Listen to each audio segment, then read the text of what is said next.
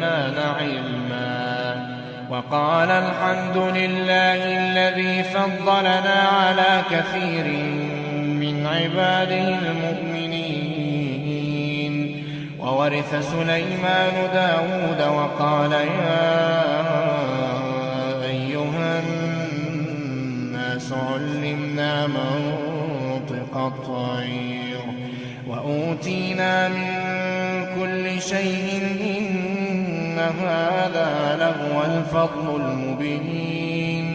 وحشر لسليمان جنوده من الجن والإنس والطير فهم يوزعون حتى إذا أتوا على واد النمل قالت نملة يا أيها النمل ادخلوا مساكنكم لا يحطمنكم سليمان وجنوده وهم لا يشعرون. فتبسم ضاحكا من قولها وقال رب أوزعني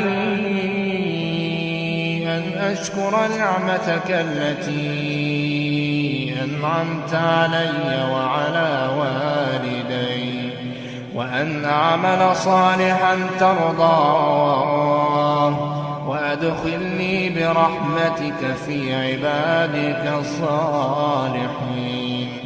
وتفقد الطير فقال ما لي لا أرى الهدهد أم كان من الغائبين لأعذبنه عذابا شديدا أو لأذبحنه أو ليأتيني بسلطان مبين. فمكث غير بعيد فقال أحطت بما لم تحط به وجئتك من سبأ بنبأ يقين. إني وجدت امرأة تملكهم وأوتيت من كل شيء ولها عرش عظيم. وجدتها وقومها يسجدون للشمس من دون الله وزين لهم الشيطان أعمالهم فصدهم عن السبيل فهم لا يهتدون. ألا يسجدوا لله الذي يخرج الخبى في السماوات والأرض ويعلم ما تخفون وما تعلنون. الله لا إله إلا هو رب العرش العظيم. قال سننظر أصدقت أم كنت من الكاذبين. اذهب بكتابي هذا فألقه إليهم ثم تول عنهم فانظر ماذا يرجعون. قالت يا أيها الملأ إني ألقي إلي كتاب كريم إنه من سليمان وإنه بسم الله الرحمن الرحيم. ألا تعلوا علي وأتوني مسلمين. قالت يا أيها الملأ أفتوني في أمري ما كنت قاطعة أمرا حتى تشهدون. قالوا نحن أولو قوة وأولو بأس شديد والأمر إليك فانظري ماذا تأمرين. قالت إن الملوك إذا دخلوا قرية أفسدوها وجعلوا أعزة أهلها أذلة وكذلك يفعلون. وإني مرسلة إليهم بهدية فناظرة بما يرجع المرسلون. جاء سليمان قال أتمدونني بمال فما آتاني الله خير مما آتاكم بل أنتم بهديتكم تفرحون ارجع إليهم فلنأتينهم بجنود لا قبل لهم بها ولنخرجنهم منها أذلة وهم صاغرون قال يا أيها الملأ أيكم يأتيني بعرشها قبل أن يأتوني مسلمين قال عفريت من الجن أنا آتيك به. السلام عليكم ورحمة الله وبركاته. الفاتحة. أعوذ بالله من الشيطان الرجيم. بسم الله الرحمن الرحيم. الحمد لله رب العالمين الرحمن الرحيم مالك يوم الدين إياك نعبد وإياك نستعين اهدنا الصراط المستقيم صراط الذين أنعمت عليهم غير المغضوب عليهم ولا الضالين آمين. الحمد لله وكفى صلاة وسلاما دائمين متلازمين على حبيبنا المصطفى وعلى خاتمهم وأكرمهم وأشرفهم حبيب الله وحبيبنا وشفيعنا وزخرنا ومولانا محمد صلى الله عليه وسلم وعلى آله الطاهرين وأصحابه المجاهدين أنه بلغ الرسالة وأدى الأمانة ونصح الأمة وكشف به الغمة وجاهد في سبيل الله حق جهاده حتى أتاه اليقين. تركنا على محجة البيضاء ليلها كنهارها لا يزيغ عنها إلا هالك. اللهم افتح بيننا وبين قومنا بالحق وأنت خير الفاتحين. رب اشرح لي صدري ويسر لي أمري واحلل عقدة من لساني يفقه قولي. اللهم إنا نسألك حبك وحب من يحبك والعمل الذي يبلغنا حبك. اللهم أرنا الحق حقا وارزقنا اتباعه وأرنا الباطل باطلا وارزقنا اجتنابه. اللهم إنا نعوذ بك من علم لا ينفع ومن قلب لا يخشع ومن نفس لا تشبع ومن دعوة لا يستجاب لها. اللهم آمين ya rabbal alamin. Yang dihormati Tuan Pengurus Masjid Sultan Abdul Aziz Taling Jaya, seluruh sufuful a'immah, tuan-tuan imam, sufuful muazzinin, tuan-tuan Bilal, tuan-tuan Siak, seluruh ahli jawatan kuasa pengimarahan Masjid Sultan Abdul Aziz, dan seterusnya kepada tuan-tuan dan puan-puan, hadirin hadirat, muslimin muslimat, para jamaah, dan tidak lupa kepada teman-teman dan rakan-rakan Facebook yang dikasihi dan dirahmati oleh Allah Subhanahu wa taala. Pertamanya marilah sama-sama kita memanjatkan dan merakamkan ucapan syukur tahmid kita kepada Allah Subhanahu wa taala di atas nikmat yang telah pun kita kecapi dan rasai sepanjang hari ini. Daripada pagi tadi kita masih lagi mampu untuk melaksanakan tugasan-tugasan dan kerja-kerja yang telah dipertanggungjawabkan kepada kita. Dan pada petang ini kita masih lagi diberikan oleh Allah Subhanahu wa taala kesihatan untuk merehatkan seluruh anggota kita. Masih lagi mampu untuk kita melaksanakan ibadah di hadapan Allah Subhanahu wa taala. Mungkin juga ada di kalangan teman-teman kita yang mengharapkan hal yang sedemikian rupa. Tetapi Allah Subhanahu wa taala tidak mentakdirkan usia mereka panjang. Lantas Allah kembalikan mereka untuk bertemu semula kepada Allah Subhanahu wa taala dalam usia mungkin yang muda, dalam usia yang asalnya tidak merasai apapun kesakitan. Tapi apabila Allah Subhanahu wa taala menghendaki idza jaa ajaluhum la yastakhiruna sa'atan wa la yastaqdimun. Bila mana sahaja datang ajal mereka itu, tidak mungkin mampu untuk tercepat ataupun terlewat, dan semuanya itu telah pun ditentukan waktu dan ajalnya oleh Allah Subhanahu wa taala. Sesuatu yang tidak mampu untuk kita susun, sesuatu yang tidak mampu untuk kita rancang dari sudut usia yang ada pada diri kita, melainkan segala-galanya di bawah pengetahuan dan perancangan ataupun kehendak daripada Allah Subhanahu wa taala. Maka oleh kerana itu, tuan-tuan dan puan-puan sekalian, sedar-sedarkanlah diri kita. Jadikanlah kita seorang yang sentiasa beringat dalam kehidupan ini, kerana sesungguhnya hidup kita di dunia sifatnya adalah sementara.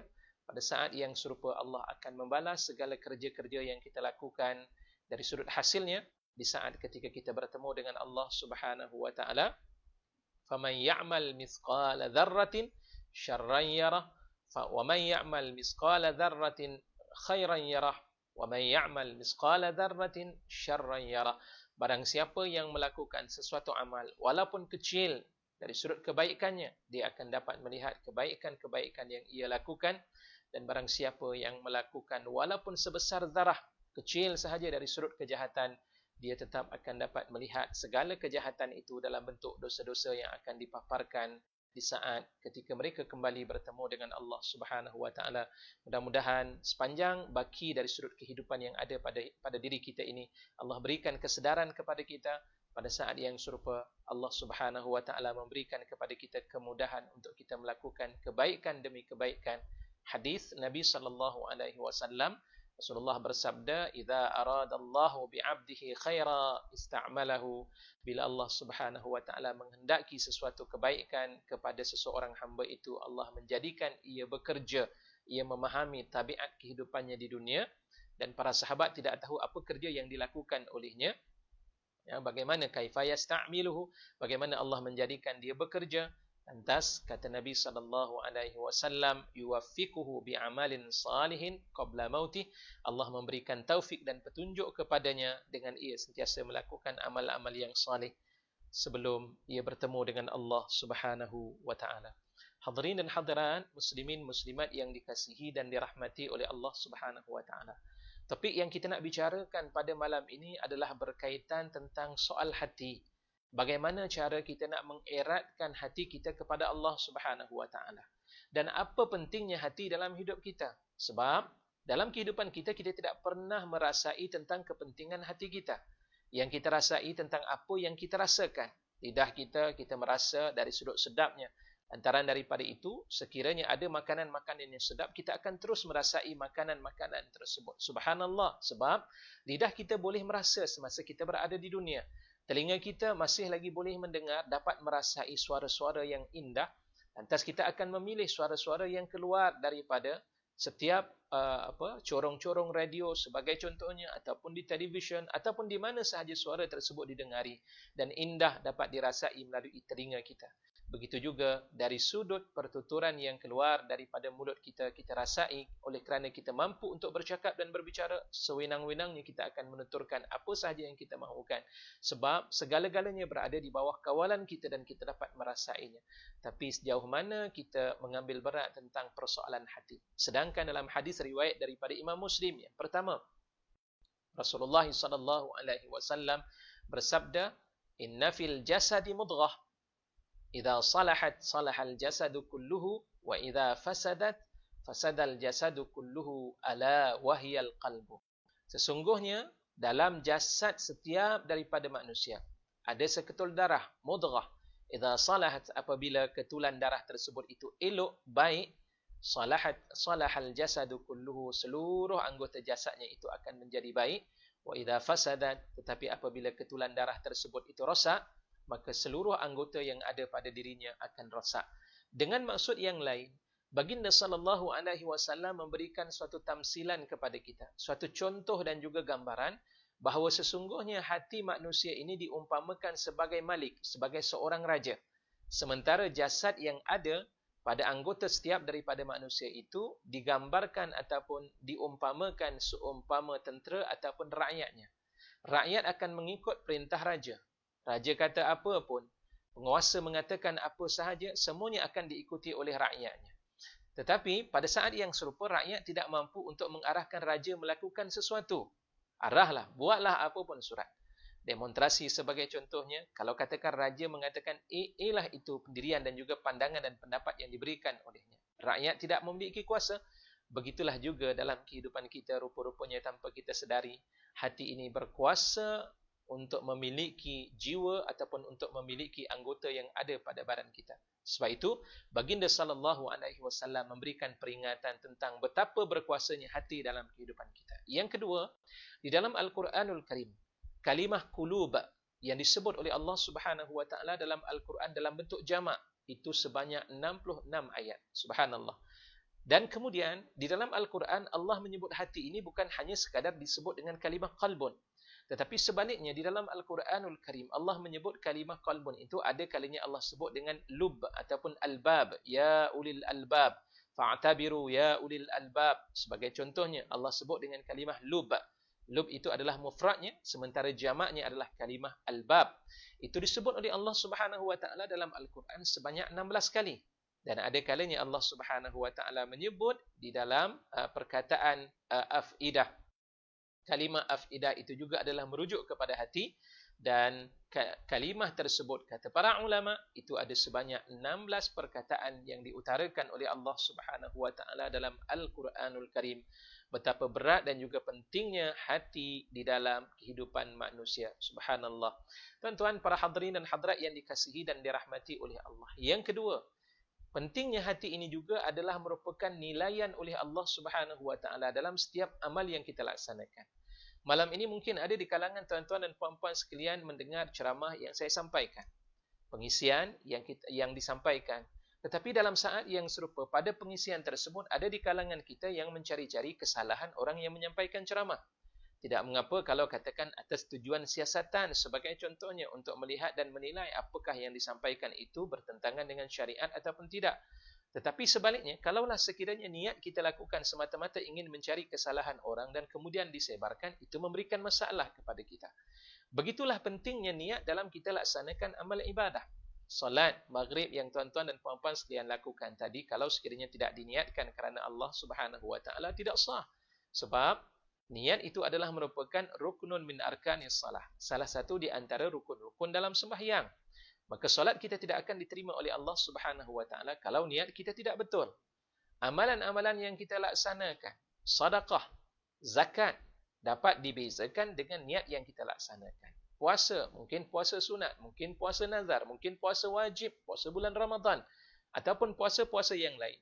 Itu ditentukan adalah berdasarkan kepada niat kita, sehingga kan dalam hadis Nabi sallallahu alaihi wasallam, Rasulullah sallallahu alaihi wasallam menyebut dalam hadis Rasulullah mengatakan innamal a'malu binniyat wa innama likulli imri'in ma nawa faman kanat hijratuhu ila Allah wa rasulih fa hijratuhu ila Allah wa rasulih ila akhiril hadis. Rasulullah mengatakan adapun setiap amalan-amalan itu neracanya dan timbangannya adalah niat. Dan innamal a'malu binniyat wa innama likulli imri'in, dan setiap seseorang itu akan diberikan pahalanya oleh Allah Subhanahu wa taala, ataupun sebaliknya berdasarkan kepada niat yang diniatkan di saat ketika ia melakukan sesuatu kerja, tugasan dan tindak tanduk dalam kehidupan. Maka sebab itulah baginda dalam sebuah hadis yang lain yang diriwayatkan oleh Abdullah ibn Mas'ud radhiyallahu anhu, dan hal ini dibicarakan oleh banyak ulama yang menyebutkan bahawa hati dalam kehidupan manusia yang kita nak muhasabah balik di mana kedudukan hati kita. Abdullah bin Mas'ud radhiyallahu anhu mengatakan bahawa hati ini ada 4 bahagian, ada 4 cabangnya, ataupun ada 4 pembahagiannya. Yang pertama disebut sebagai hati yang disebut dengan nama al-qalbul ajrad. Al-qalbul ajrad yang pertama. Kemudian yang kedua, Rasulullah sallallahu alaihi wasallam menyebut, ada riwayat mengatakan itu adalah kaul daripada Abdullah bin Mas'ud radhiyallahu anhu, iaitulah hati yang disebut dengan nama qalbul aghlaf.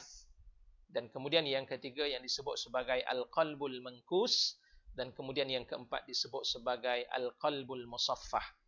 Apakah beza di antara keempat-empat jenis hati ini? Yang pertama disebut dengan nama Al-Qalbul Ajrad, iaitulah hati yang disunyikan, yang ditanggalkan daripada sebarang bentuk dosa kepada Allah Subhanahu wa taala. Artinya hati ditumpukan kehidupannya hanya semata-mata kepada Allah Subhanahu wa taala. Inilah hati yang berlaku di kalangan para anbiya Allah, hati yang berlaku di kalangan muqarrabin. Hidup mereka sentiasa berlumba-lumba, as-sabiqun as-sabiqun ulaikal muqarrabun, seperti mana yang disebut oleh Allah Subhanahu wa taala dalam surah Al-Waqiah. Mereka berlumba-lumba untuk mengejar kebaikan demi kebaikan, sehingga kan Allah menyatakan dalam satu ayat Al-Quranul Karim, wa man yu'min billahi yahdi qalbah. Barang siapa yang beriman dengan Allah dengan benar-benar keimanan, apa yang Allah perkatakan dalam Al-Quran diyakini tanpa sebarang bentuk syak dan juga ragu-ragu. Seperti mana di dalam surah Ali Imran juga Allah mengatakan, orang ini adalah orang yang mendalam ilmunya. Warrasikhuna fil ilmi yaquluna amanna bihi kullum min indi rabbina wama yadhakkaru illa ulul albab. Jadi di dalam ayat itu Allah Subhanahu wa taala membicarakan orang yang meletakkan keyakinan semata-mata kerana Allah Subhanahu wa taala tanpa ada ragu dan juga syak. Inilah merupakan iman orang-orang yang mendalam ilmunya. Dan pada saat yang serupa tuan-tuan, mereka ini dikenali dengan hati yang kosong dan sunyi daripada sebarang bentuk ragu-ragu, syak terhadap Allah. Lantas iman mereka terus meningkat, bahkan mengatasi iman yang ada pada malaikatullah subhanallah. Yang kedua disebut dengan nama hati yang aghlaf, hati yang ditutupi dengan tutupan. Itulah dia hati yang berlaku di kalangan golongan musyrikin, golongan orang-orang yang kafir yang tidak mahu beriman kepada Allah Subhanahu wa taala. Setiap kali diberikan kepada mereka nasihat, setiap kali disampaikan kepada mereka dakwah, seperti mana yang berlaku di zaman Nabi sallallahu alaihi wasallam, mereka memberikan alasan yang pelbagai. Wa idza qila lahum ittabi'u ma anzalallah qalu bal nattabi'u ma alfaina alaihi aba'ana awalau kana aba'uhum la ya'qiluna syai'an wa la yahtadun. Ada di dalam Al-Quranul Karim di mana Allah Subhanahu wa taala menyatakan kepada golongan, ayat itu ditujukan dalam zaman Nabi sallallahu alaihi wasallam, Rasulullah menyebarkan dakwah di kalangan golongan musyrikin Mekah, tapi apa kata daripada mereka? Kami hanya mengikut apa yang kami dapati, apa yang kami lihat, apa yang kami ikuti daripada nenek moyang kami. Walaupun nenek moyang kami ini melakukan kesalahan dan juga kesilapan, tanpa sedikit kami akan meninggalkan segala nasihat-nasihat, ikutan-ikutan dan juga amalan-amalan yang dilakukan oleh mereka. Wal'iyazubillah. Ini berlaku di kalangan golongan musyrikin Makkah. Bila datang ayat suci Al-Quranul Karim kepada mereka, mereka kata, i'ti bi Qur'anin, datangkan dengan satu Quran yang lain. Kalau boleh, au badilhu, datangkan satu ayat yang lain ataupun tukar sahaja Al-Quran dengan kitab yang lain yang boleh memenuhi selera mereka. Kenapa? Sebab mereka tidak akan mempercayai dan tidak mahu untuk menerima apa sahaja yang disampaikan oleh Nabi sallallahu alaihi wasallam. Hati mereka hati yang telah pun tertutup. Dan kemudian yang ketiga, tuan-tuan para hadirin dan hadirat yang dikasihi dan dirahmati oleh Allah Subhanahu wa taala, disebut oleh Nabi sallallahu alaihi wasallam dengan nama Al-Qalbul Mankus, iaitulah hati yang diterbalikkan. Setelah menerima hidayah daripada Allah Subhanahu wa taala, mereka memperkatakan dalam keadaan lafaznya ataupun zahirnya menunjukkan tanda keimanan kepada Allah, tapi hakikatnya i'tiqad, keyakinan yang ada pada hati mereka tidak mahu untuk menerima dan mengimani apa yang telah pun diturunkan oleh Allah Subhanahu wa taala kepada mereka. Inilah dia hati yang berlaku di kalangan golongan munafikin. Mangkus artinya diterbalikkan. Hati yang telah pun diterbalikkan, walaupun mereka telah mendengar apa yang disampaikan, tapi mereka tetap tidak mahu untuk menerima apa yang dibawa oleh Nabi sallallahu alaihi wasallam, hanya sekadar berpura-pura dalam keadaan beriman pada Allah Subhanahu wa taala. Wal iazubillah. Ini kita minta selalu pada Allah Subhanahu wa taala agar jangan Allah jadikan hati kita ini hati yang berpura-pura. Jangan Allah jadikan hati kita ini hati yang disebut sebagai hati yang nifak, hati orang-orang yang munafik, hanya sekadar mencari apa kelebihan-kelebihan yang ada dalam Islam untuk mereka, tapi sebaliknya apabila ditimpa dengan kesusahan, apabila ditimpa dengan kepayahan dalam kehidupan, dengan ujian, mereka langsung tidak mahu untuk menerima Islam sebagai ajaran dalam kehidupan mereka, bahkan terus menolak Islam sebagai sumber kehidupan ataupun sebagai way of life, jalan dalam kehidupan mereka untuk menuju kepada Allah Subhanahu wa taala. Dan seterusnya yang keempat, iaitulah yang disebut dengan nama al-qalbul musaffah.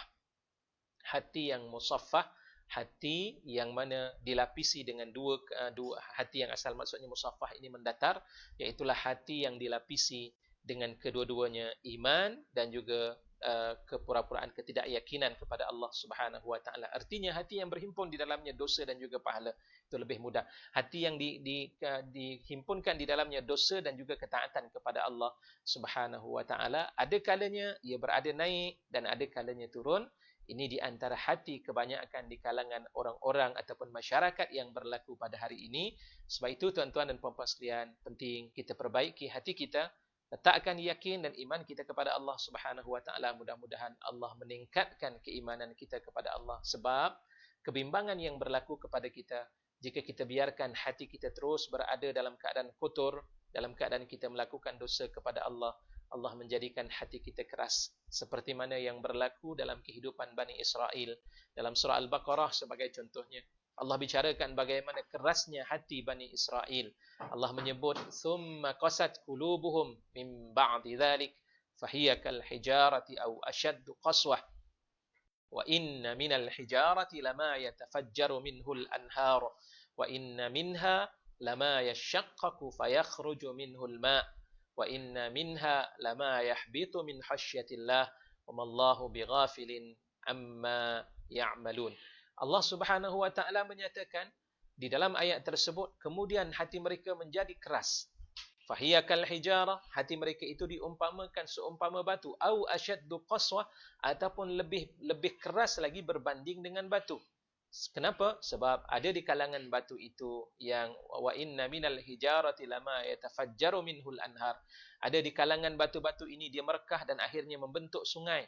Seperti mana yang kalau kita pergi ke sungai, kita nak bermandi-manda, tidak pernah kita tidak melihat batu. Ada sahaja batu-batu pada tempat kita mandi-manda tersebut. Nah, batu itu merekah dan akhirnya membentuk sungai. Ada di kalangan batu ini, tuan-tuan dan puan-puan sekalian, merekah, akhirnya mengeluarkan uyun ataupun air mata air. Dan ada di kalangan batu yang jatuh daripada atas, kemudian jatuh ke bawah, daripada bukit yang tinggi ataupun gunung yang tinggi, jatuh ke bawah. Sebenarnya jatuhnya itu bukan sahaja dijatuh ataupun sengaja jatuh, tapi jatuhnya kerana takut kepada Allah Subhanahu wa taala. Begitulah gambaran daripada Allah Subhanahu wa taala. Dan Allah rakamkan juga sikap orang-orang Bani Israel dalam surah An-Nisa sebagai contohnya. Berkata daripada Allah Subhanahu wa taala, di mana Allah Subhanahu wa taala menyatakan qulubuna ghulf bal la'anahumullahu bikufrihim. Mereka mengatakan hati kami ini telah pun ditutupi, bahkan Allah melaknat ke atas segala perbuatan kekufuran-kekufuran yang telah pun dilakukan oleh mereka. Wal'iyazubillah. Jaga hati kita tuan-tuan, kerana hati adalah merupakan raja dalam kehidupan kita. Allah juga melihat perkara yang paling penting dalam hidup kita, bukan penampilan-penampilan yang kita perlihatkan sahaja semata-mata. Sebab ada juga di dalam hadis Nabi sallallahu alaihi wasallam di mana baginda sallallahu alaihi wasallam bersabda, innallaha la yanzuru ila suwarikum wala ila ajsamikum walakin yanzuru ila qulubikum wa a'malikum, atau kama qala an-nabiy sallallahu alaihi wasallam.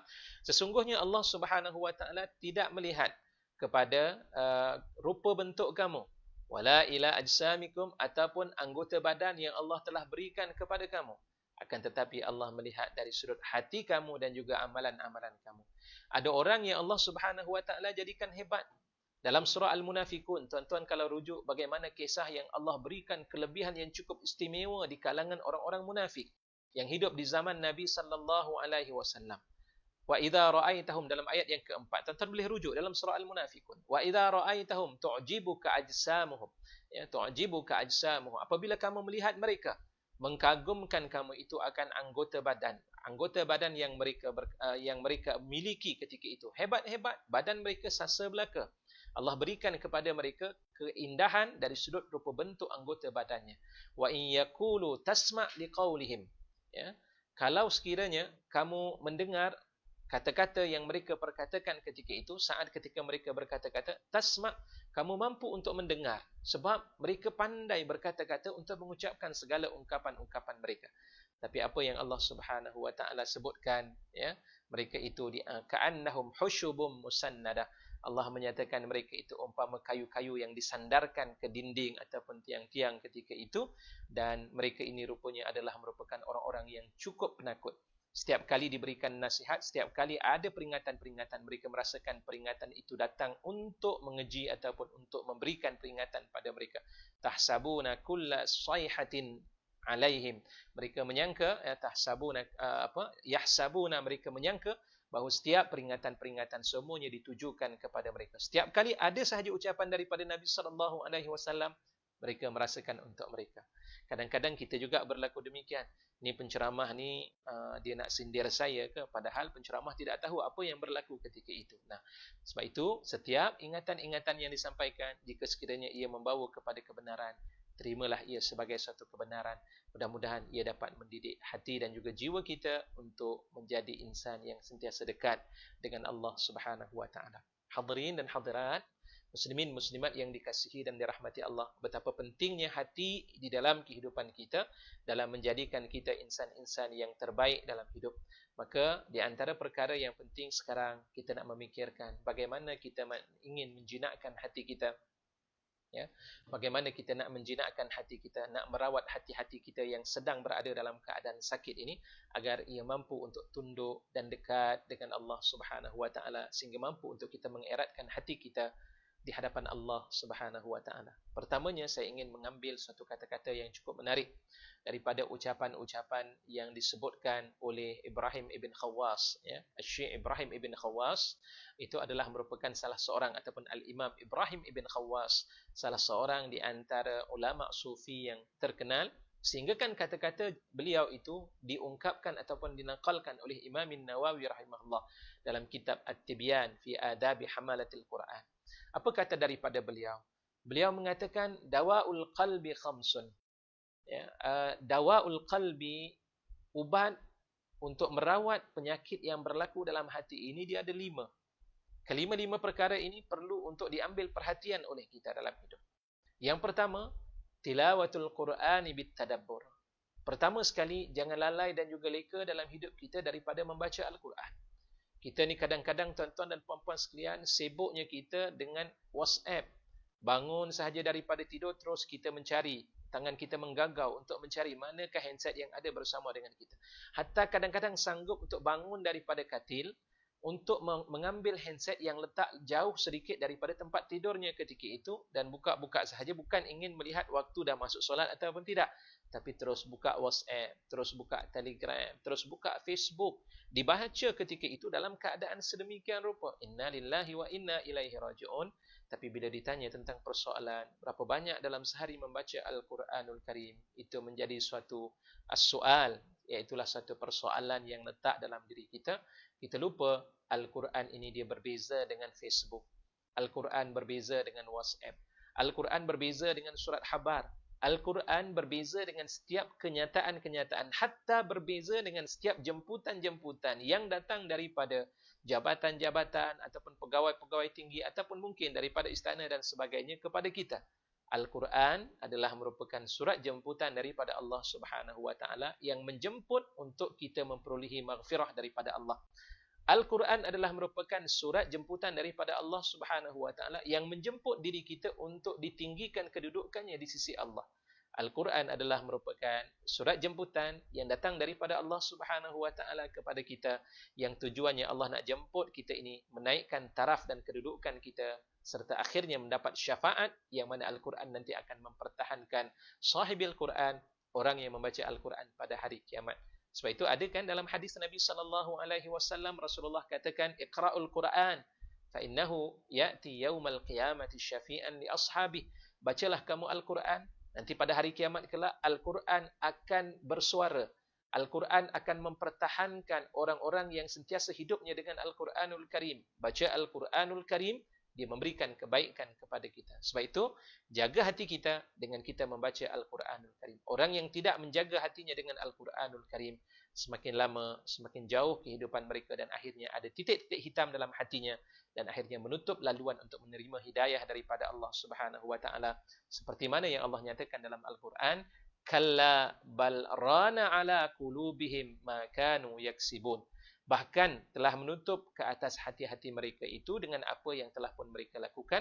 Dosa dan juga maksiat yang menutup hati akhirnya akan menutup laluan untuk menerima hidayah daripada Allah Subhanahu wa taala. Sebab itu, sama ada kita suka, sama ada kita letih, sama ada kita berada dalam keadaan cergas, bacalah Al-Quranul Karim. Dan tuan-tuan, para hadirin dan hadirat yang dikasihi dan dirahmati oleh Allah Subhanahu wa taala, ditambah oleh Ibrahim ibn Khawwas rahimahullah, beliau mengatakan baca Al-Quran hujungnya disebut bitadabbur. Tilawatul Quran bitadabbur. Baca Al-Quranul Karim dengan kita mentadabbur akan setiap ayat-ayatnya. Baca Al-Quran dapat pahala. Tapi matlamat daripada Al-Quran diturunkan oleh Allah Subhanahu wa taala tujuannya supaya kita dapat memahaminya. Orang yang faham, dia akan timbul rasa takut kepada Allah Subhanahu wa taala. Sebab itu kan Al-Quran sebut innama yakhsyallaha min ibadihil ulama. Adapun orang yang takut kepada Allah itu terdiri daripada kalangan orang-orang yang alim, orang-orang yang berilmu. Sebab itu kita baca Al-Quran, fahami Al-Quranul Karim, dan mudah-mudahan saat ketika kita mentadabbur, saat ketika kita sedang berfikir tentang pengisian ayat-ayat Allah Subhanahu wa taala, di situ Allah Subhanahu wa taala akan menimbulkan rasa kegentaran pada hati kita seperti mana yang Allah sebut di dalam surah Al-Anfal, innamal mu'minuna alladhina idza dzukirallah wajilat qulubuhum wa idza tuliyat alaihim ayatuhu zadatuhum imana. Adapun orang-orang yang beriman itu, iaitulah mereka yang apabila disebutkan akan tanda-tanda kebesaran Allah, ya, wajilat qulubuhum, hati mereka terasa gemetar. Dan pada saat yang serupa apabila dibacakan ayat Allah, zadatuhum imana, akan menambahkan kepada mereka itu keimanan kepada Allah Subhanahu wa taala. Iman akan bertambah bila kita sedar apa yang kita baca. Bagaimana iman kita akan bertambah kalau kita tidak sedar apa yang kita baca? Tuan cuba tengok, ya, dalam setiap buku-buku. Contoh, katakan dahulu saya terlupa majalah bercakap dengan jin tu. Zaman dulu saya berminat dengan kitab-kitab seumpama itu. Duk baca, bukan main khusyuk. Setiap kali ada keluarannya, disitulah kita akan ambil. Sebab apa? Kita faham buku tersebut. Ataupun mungkin di kalangan tuan-tuan, kalau baca surat khabar, tuan-tuan berminat untuk membaca surat khabar bahasa Inggeris. Ya. Sebab apa? Kerana bahasa Inggeris itu dia masuk. Ya Allah, Ustaz, saat ketika saya baca surat khabar bahasa Inggeris itu dia menusuk dalam hati saya.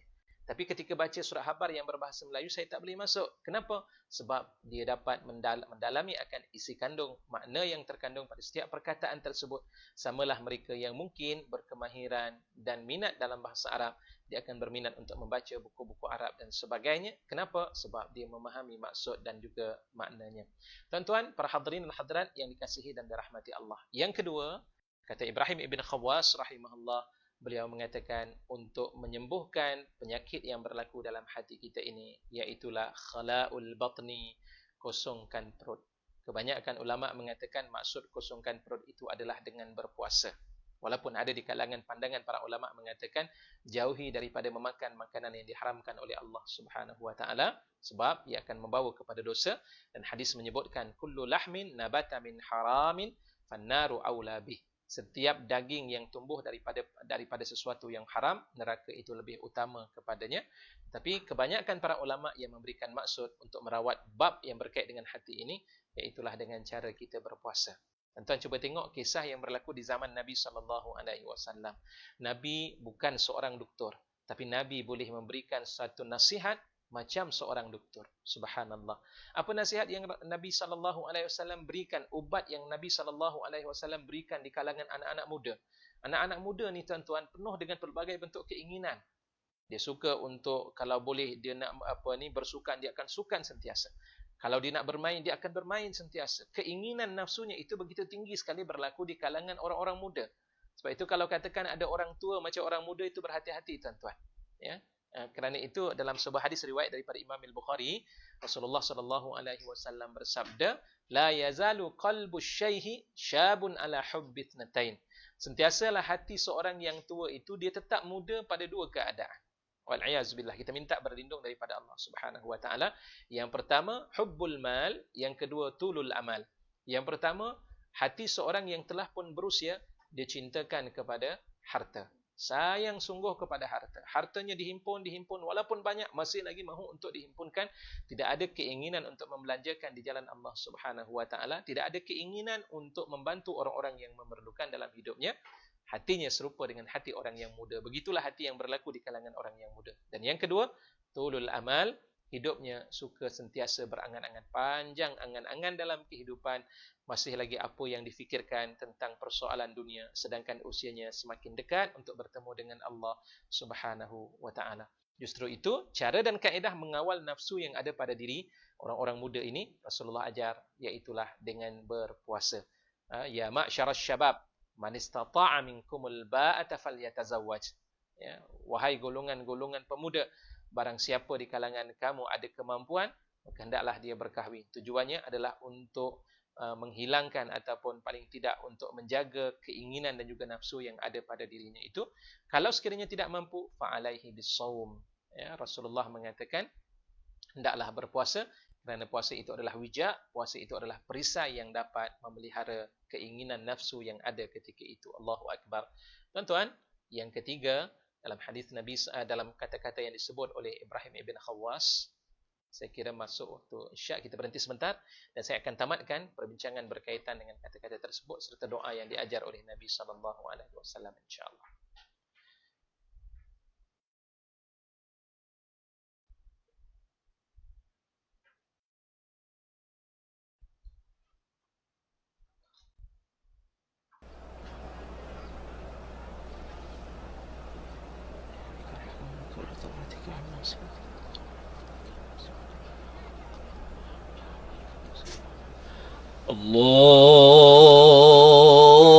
الله أكبر الله أكبر الله أكبر الله أكبر أشهد أن لا إله إلا الله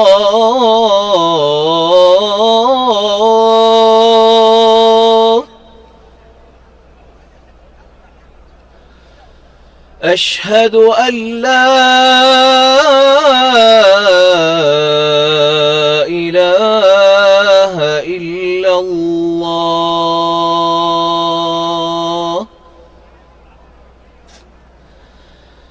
أشهد أن محمدًا رسول الله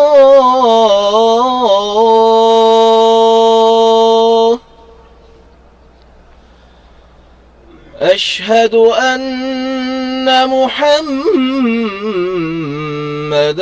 رسول الله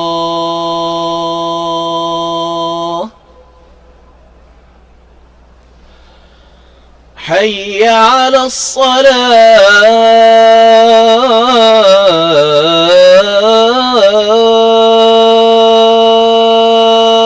الصلاة حي على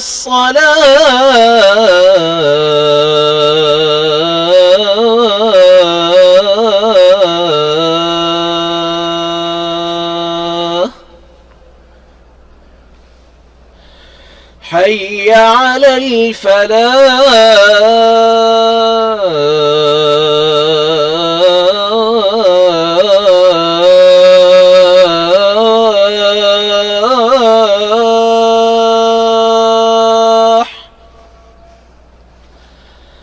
حي على الفلاح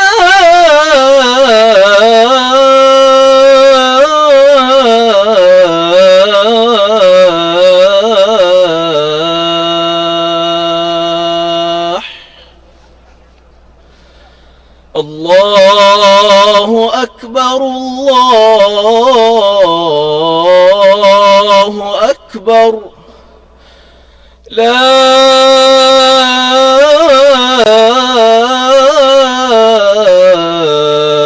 إله إلا الله.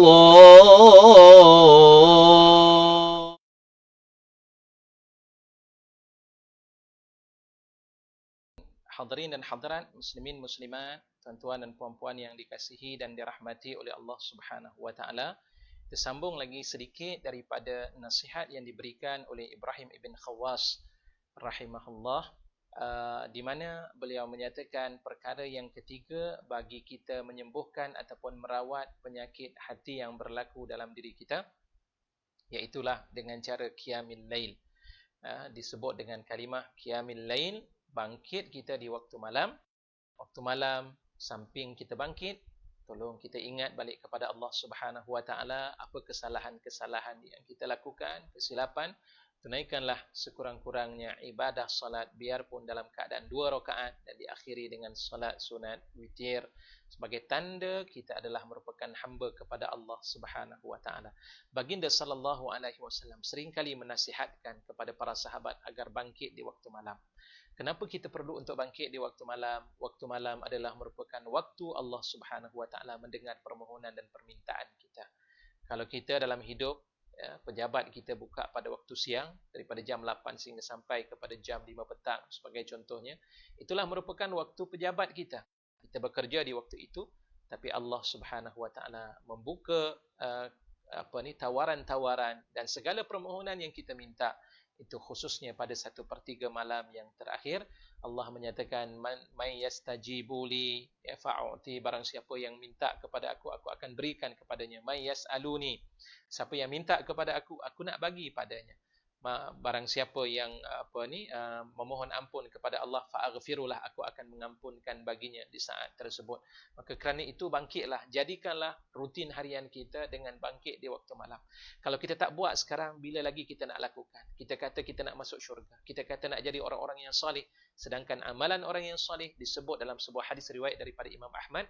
Baginda sallallahu alaihi wasallam menyatakan, alaikum biqiyamil lail, wajibkan, biasakan ke atas kamu itu untuk berqiyamil lail, fa innahu da'bus salihin qablakum, kerana sesungguhnya dia adalah merupakan tabiat dan amalan orang-orang yang salih sebelum daripada kamu, sehingga kan penyakit-penyakit yang kita hadapi ini juga dalam hadis riwayat daripada Imam At-Tirmizi, perawatannya juga antaranya adalah dengan berqiyamil lail. Jadi bangkit kita berqiyamil lail, kita nak bersihkan, kita nak jaga hati kita. Mudah-mudahan Allah Subhanahu Wa Taala memelihara akan hati yang ada pada diri kita ini.